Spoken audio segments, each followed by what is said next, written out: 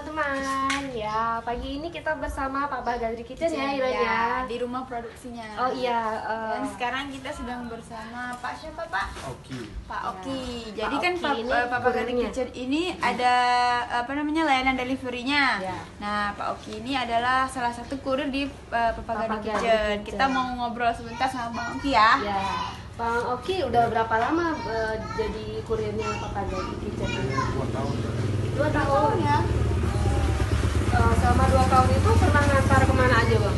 Ke Montasi, Darussalam. Paling jauh mana? Di Montasi. Montasi. Anak Galung, Jadi ya.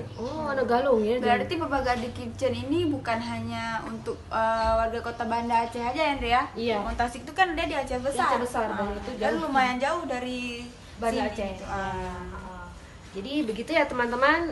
Teman-teman kalau mau mengunjungi ya memesan makanan di Papa Gadri Kitchen bisa mengunjungi website kita di papagadrikitchen.com. Oke, nanti diantar. Sampai jumpa, Cece.